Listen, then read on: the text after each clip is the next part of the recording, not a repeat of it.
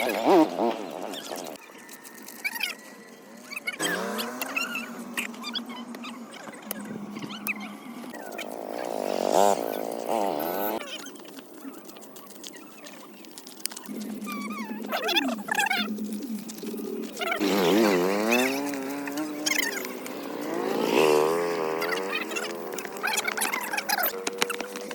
दोस्तों जैसे कि आपने देखा है रोड के किनारे पे काफ़ी गहरा गड्ढा था और इस गड्ढे के कारण कोई दुर्घटना होती उससे पहले हमने इसको भर दिया है।